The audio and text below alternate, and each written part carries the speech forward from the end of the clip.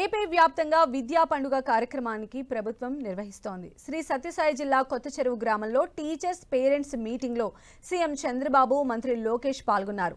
పాఠశాల విద్యలో అందించే సౌకర్యాలు, సదుపాయాలపై అడిగి తెలుసుకున్నారు.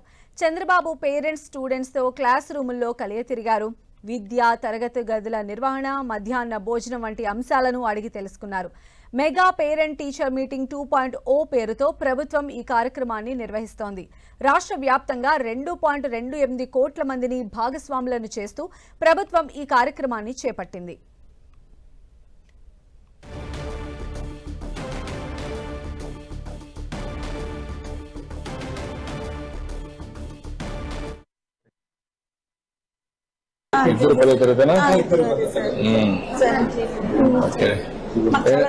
నువ్వేం కావాలనుకున్నావు? కూర్చోమ్మా. నువ్వేం కావాలంటావా? నువ్వు కూడా సాఫ్ట్వేర్ అన్నా? ఇద్దరు సాఫ్ట్వేర్ పోటీ పడుతున్నారు. ఆల్గరిథమ్స్ రాస్తారు. ఇప్పుడు ఓవరాల్ గా వచ్చావు, B1 వచ్చావు. నెక్స్ట్ ఏముంది? ఏమి రావాలి? ర్యాంకు A1 రావాలి. A1 వస్తే నీకు సీటు ఇంజనీరింగ్ వస్తుందా? దానికి కూడా బాగా చదువుకోవాలి కదా.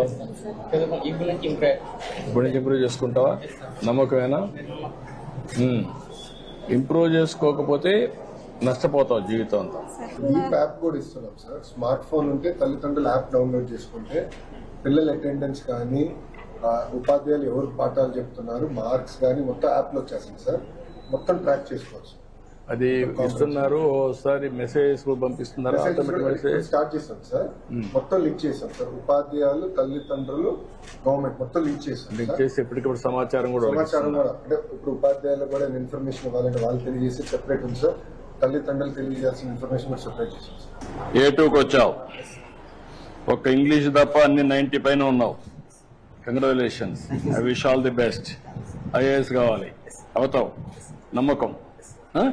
వాళ్ళన్న పేరు పని చేయాలి. నువ్వు గవర్నమెంట్ లో పని చేయాలన్నా. ఓకే. బాబు గారు కూడా IAS ఆఫీసర్ అవ్వాలనుకుంటే ముఖ్యమంత్రి.